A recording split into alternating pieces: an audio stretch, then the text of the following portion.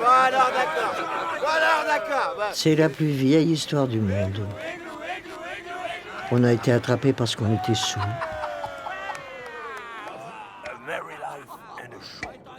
Oui, une vie joyeuse et une vie courte. Si je meurs avant l'aurore, si je meurs quand tu dors, si je meurs avant l'aurore, rappelle-toi. La dernière nuit d'Anne Bonny. 8e épisode. Une vie heureuse, mais une vie courte. On était au large de Jamaïque. L'air était calme. On n'avait pas croisé d'Anglais depuis longtemps et on se croyait en sécurité. Matelot, vous feriez-vous le plaisir de monter à bord, boire un petit pont? On avait rencontré un équipage de marins français et on les avait invités à nous rejoindre à bord. Et là, le gouverneur Rogers débarque. Elle est très bonne celle-là, écoutez. Un petit aristo blafard que personne n'a jamais vu. Il plante sa canne dans le sable, persuadé d'être en terrain conquis. Eh ben, il lui a pas fallu 5 minutes pour comprendre où il avait mis les pieds. Le rhum était fort, il faisait chaud. Tout le monde avait été ivre très tôt. Ouais, je suis philosophe.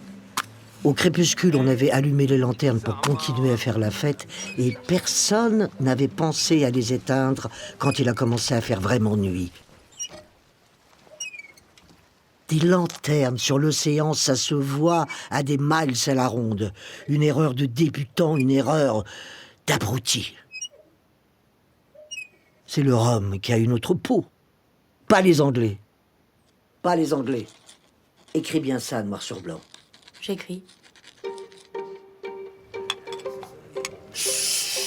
Éteignez les lampes, tous à son poste. C'est Jack qui a compris qu'un bateau s'approchait de nous dans le noir. Allez, c'est pas une blague. J'ai dessoulé immédiatement. Mon cœur s'est mis à battre dans mes oreilles et pendant un instant, j'ai cru que c'était le bruit des canons. Anne, va te cacher dans la cabine. Non, Anne, c'est plus un jeu. S'ils nous attrapent, ils nous pendront. je sais. Jack m'a embrassé et il a pris la barre. Tribord toutes, on fonce sur Jamaïque. À cette heure-ci, la montagne projette son ombre sur la mer et ça fait un noir d'encre. Si on arrive là-bas avant que les Anglais nous rattrapent, on devrait s'en sortir. Ça aurait pu marcher. Jack avait échappé des dizaines de fois à des navires ennemis et il savait comment s'y prendre. Ils nous ont pris en chasse.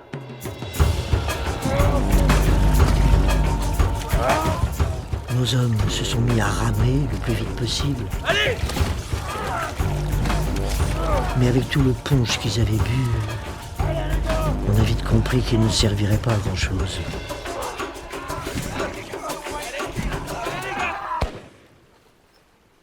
Ahoy! Ici le capitaine Barnett. Ici Jacques Rackham, de Cuba. Au nom de Sa Majesté le roi d'Angleterre, je vous ordonne de vous rendre immédiatement. Jamais de la vie. C'est nous qui avons ouvert le feu. Jack m'a redit, N'oubliez pas que je vous aime. et puis Prends le bas de combat. ça a été le chaos. Prends le bas de combat. Les Anglais nous ont tiré dessus avec des canons et des mousquets.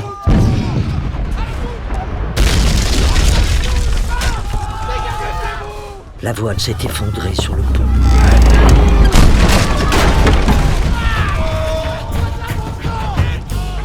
Les dernières recrues et les Français qui étaient montés à bord étaient trop ivres et trop heureux pour se battre.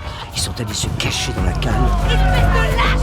Restez défendre votre bateau! Bateau en Bretagne. Jack, Mary et moi, et quelques autres, nous sommes restés sur le pont à tirer sur les Anglais. Ça sentait la fumée et la poudre. On voyait pas grand-chose.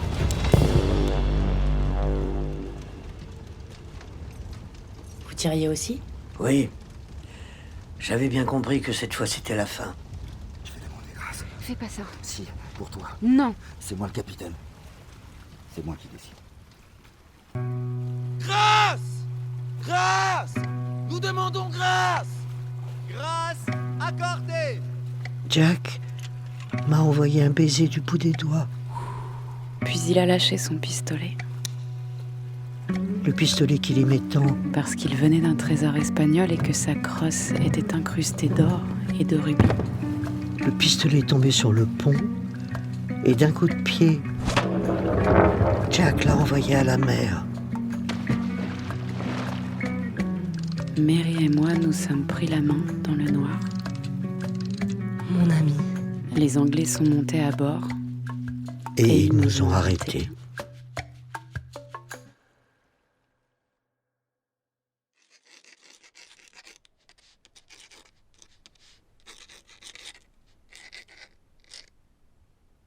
Vous voulez que j'en fasse du feu?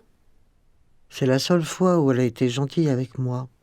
Descends plutôt voir combien de clients il reste en bas. Tu leur offres les bouteilles qu'ils ont commencé et tu les mets dehors. Ceux qui ronflent, tu les laisses dormir sur les canapés. S'il reste encore des filles debout, tu leur dis qu'elles peuvent aller se coucher.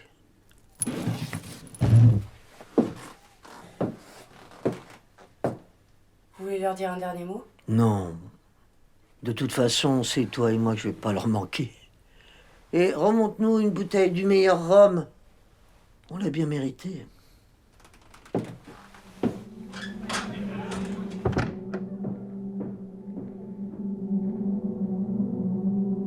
Je suis resté seul avec la mort. Elle souriait. Elle ne disait rien. Ça a fini par m'agacer. Je vous vois, vous savez. Je sais que vous êtes là. Je te fais peur. Plus maintenant, non. Je te fais envie. Je dirais pas ça non plus. Je sais reconnaître quand j'ai perdu, c'est tout. Et à force, vous m'êtes devenu sympathique.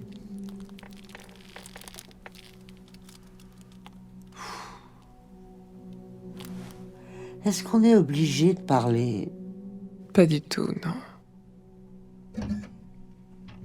Tiens, j'ai amené ça. C'est celle de Jack. Si tu veux, oui.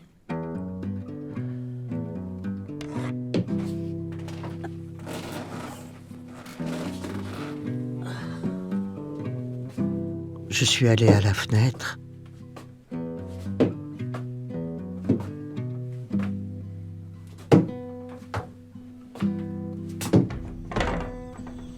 La mer est à 7 rues d'ici. En fermant les yeux et en tendant l'oreille,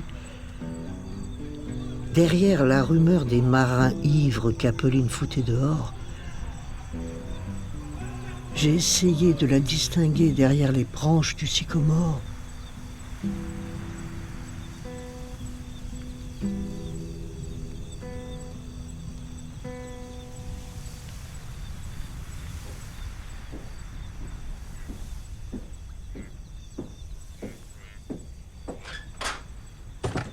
Ça y est. Allez, serre-nous 3 verres et assieds-toi. Pourquoi 3? Un pour toi, un pour moi et un que tu poseras là-bas, à côté du fauteuil vert. 15 jours après, c'est-à-dire le 16 novembre 1720, les prisonniers ayant été mis à terre ont tint une cour d'amirauté à Saint-Jacques-de-la-Vega. Le capitaine Jack Rackham, le maître George Featherstone, le quartier-maître Richard Corner. Et 6 autres furent convaincus et condamnés par le président Nicholas Law. J'ordonne la mise à mort. 5 furent pendus le lendemain et le reste le jour suivant. Je n'ai jamais plus revu Jack en tête-à-tête. Les Anglais nous ont emmenés à fond de cale, à Port-Royal. Là, on nous a débarqués, on nous a emmenés dans un vieux fort et on nous a mis chacun dans une cellule. La mienne était humide et sale. Ils nous ont jugés séparément. Le jour du procès de Jack et des autres, Allez, avance. Ils les ont emmenés au tribunal à l'aube. Les gardiens ne voulaient rien me dire. J'ai passé la journée à la fenêtre, agrippée au barreau pour ne pas manquer son retour. Depuis la fenêtre de ma cellule, on voyait le port et les cimes des palmiers. Je crois qu'ils ont planté les palmiers exprès pour rendre fous les prisonniers parce que leurs feuilles n'arrêtent jamais de chanter. À la fin de la journée, la charrette est revenue. Je l'ai vue descendre, ses chaînes autour du cou. Il s'est penché vers le gardien et lui a demandé quelque chose. Il a levé la tête vers la façade de la prison.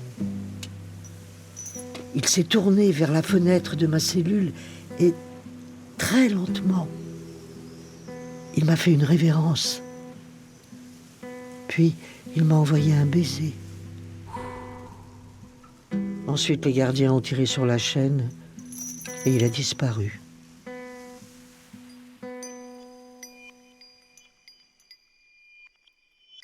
J'aurais voulu finir ma vie avec toi.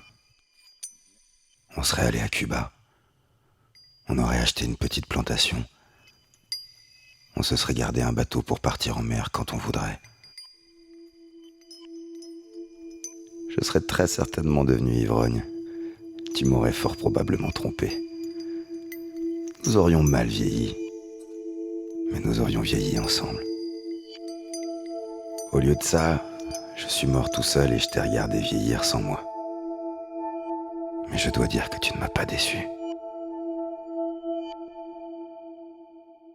C'est la dernière fois que je l'ai vu. C'est pas ce que dit Johnson. Le jour que Rackham fut exécuté, on lui permit par une grâce spéciale de voir Anne Bonny. Personne ne m'a laissé voir Jack une dernière fois, et c'est pas faute d'avoir demandé. Mais pour toute consolation, elle lui dit qu'elle était fâchée de le voir dans cet état. Si vous aviez combattu comme un homme, vous ne vous verriez pas pendre comme un chien. Laissez-moi le voir une dernière fois. Mon Dieu, je suis sa femme. Jamais, jamais, au grand jamais, je ne l'aurais traité de lâche. C'était l'homme le plus courageux que j'ai jamais rencontré. Il n'avait demandé la grâce que pour me sauver. Si j'avais pu lui parler une dernière fois, je lui aurais dit que j'entendais rester fidèle à ma promesse de ne jamais me remarier. Je lui aurais dit de m'attendre, que je finirais bien par le rejoindre. Je lui aurais demandé s'il voulait que j'élève l'enfant, s'il voulait que je lui donne son nom. Je lui aurais dit que je regrettais rien. C'est Johnson qui a l'âme si basse qu'il ne peut s'empêcher de tout salir. C'est Johnson qu'il faudrait pendre comme un chien. Vous voulez que j'écrive ça? Oui! En majuscule! Et tu soulignes. Un matin, ils ont ouvert la porte de ma cellule et ils ont dit que c'était notre tour. Ils nous ont fait asseoir sur un banc de bois en face des juges. Je n'avais pas vu Mary depuis la capture. Elle était pâle et mal en point. Mais quand je me suis assise à côté d'elle, elle m'a souri. Dans le public, les gens nous insultaient. Ça m'aidait à garder la tête haute. Silence! Silence! Le procès a commencé par une interminable litanie juridique. Au nom de Georges, par la grâce de Dieu, roi d'Angleterre et d'Irlande, et de notre bien-aimé Sir Nicholas Lawes, capitaine général... Un des juges s'est endormi en l'écoutant. Il est vrai que moi qui ai assisté à ces procès, je peux dire qu'ils étaient particulièrement fastidieux. Ils ont repris un par un les prises qu'on nous reprochait. Le 1er jour d'octobre de l'année 1721, la dite Mary Read et Anne Bonny, dite Bonne, C'était comme se repasser en accéléré les derniers mois. La parole est aux prisonnières. Les prisonnières ont-elles quelque chose à ajouter? Sont-elles coupables des faits de piraterie, traîtrise et félonie qui leur sont reprochés et dont le détail vient de leur être lu? Ou se déclarent-elles non coupables? Non coupable. Non coupable. La cour appelle les témoins. La cour appelle les témoins. Jurez-vous sur la Bible ici présente de dire la vérité, toute la vérité et seulement la vérité, sous peine d'être jugé pour parjure et puni en conséquence? Je le jure. Je le jure. Pendant que vous étiez à bord du navire de Jacques Rackham, avez-vous vu les 2 prisonnières ici présentes? Oui, elles faisaient partie de l'équipage. Oui, elles étaient très actives, elles se portaient volontaires pour toutes les tâches. C'était Anne-Bonny qui passait la poudre aux hommes quand ils se mettaient à tirer. Et quand elle voyait un vaisseau ou qu'une attaque était annoncée, elle s'habillait en homme. Le reste du temps, elle s'habillait en femme. Vous a-t-il semblé qu'elles étaient à bord sous la contrainte? Non, votre honneur. Il m'a semblé qu'elles étaient là absolument de leur plein gré. Contrairement à moi, votre honneur, qui était forcé de suivre ces gredins. Moi aussi, votre honneur. Il y a si peu de gens qui sont fidèles à eux-mêmes. Les hommes qui défilaient à la barre nous avaient supplié de les prendre à bord pour échapper à leur vie misérable. Maintenant, ils se bousculaient pour nous enfoncer. Mais je voyais bien que le juge n'était pas convaincu. Pour lui, nous étions tous des canailles, et rien de ce que nous disions ne pouvait être cru. La cour appelle les témoins suivants. C'est le témoignage de Dorothy qui nous a fait plonger. Votre nom? Dorothy Thomas. La petite conne de l'abordage au large de Jamaïque. Mais vous aviez juré que la traversée... Celle que j'avais conseillé à Jack de tuer. Ils sont arrivés sur nous en hurlant comme des sauvages et en menaçant de nous massacrer si nous ne leur donnions pas tout ce que nous avions. Ils nous regardaient en se passant une lame de couteau sur le cou. Ils faisaient des remarques ignobles. Mon Dieu, votre honneur, c'était atroce. J'ai aussi peur de perdre mon honneur et ma vie. Oh, Jésus, j'en rêve encore la nuit. En mer, cette petite dinde avait eu bien trop peur pour se défendre toute seule, mais maintenant qu'on était enchaînés devant elle, elle en faisait des caisses pour être sûre de nous enfoncer. Quand vous avez eu l'infortune de croiser l'équipage du capitaine Rackham, les femmes ici présentes étaient-elles sur le bateau? Oui, elles étaient sur la chaloupe. Elles portaient des vestes d'hommes et des pantalons longs avec un foulard noué sur la tête. Elles ont même demandé à Rackham de me tuer pour que je ne puisse pas témoigner contre elles. Si les accusés étaient habillés en hommes, comment avez-vous su qu'elles étaient des femmes? Votre honneur, leur chemise révélait une poitrine bien féminine.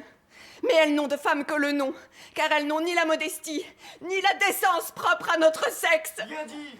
Elles sont des monstres, tout bonnement des monstres. S'il vous plaît, s'il vous plaît.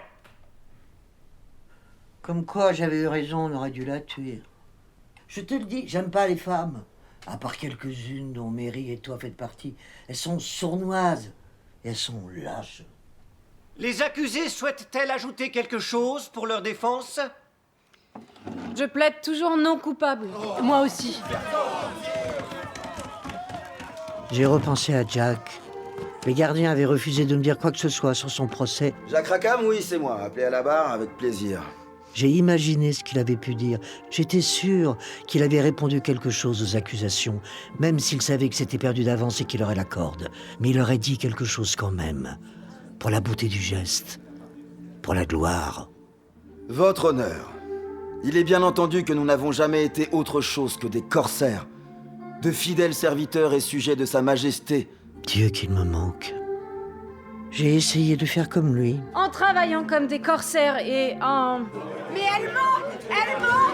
Est-ce que j'avais l'air de l'armada espagnole? Non! Et pourtant elle voulait me couper le cou! Traînez! Elle couchait avec le capitaine en plus! C'est vrai. Pour moi, c'était foutu. Mary a tenté une autre technique. Elle avait les joues encore rondes et les yeux doux. Et elle avait quelque chose qui m'avait toujours fait défaut. Elle suscitait la sympathie. Votre honneur, c'est à votre miséricorde que je m'adresse. Car vous avez devant vous une bien pauvre fille. J'étais assis au fond de la salle et je me suis levé pour mieux la voir quand elle a entamé sa plaidoirie. Oui, il est vrai, je suis coupable. Mais de quoi? Coupable d'amour, votre honneur. Je vivais en fille de bien lorsque j'ai rencontré un homme qui sut voler mon cœur.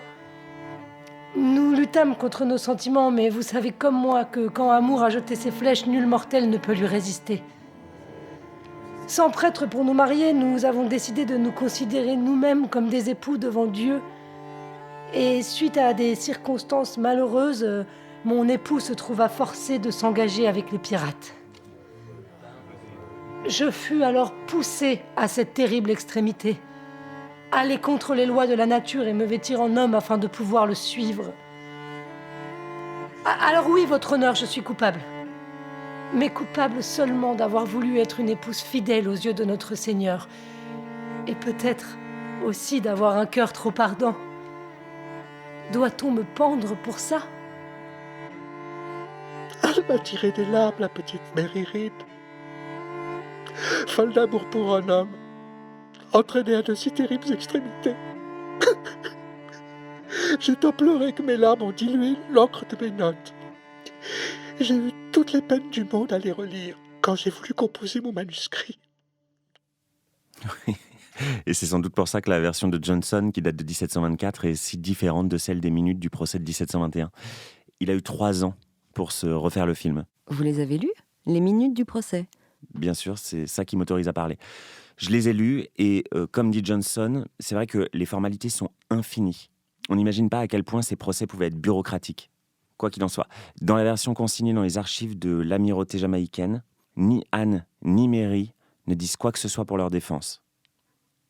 Mis à part le coup de théâtre final. Après la tentative désespérée de Mary, on nous a renvoyés en cellule et on nous a fait revenir le soir. La Cour a rendu son verdict.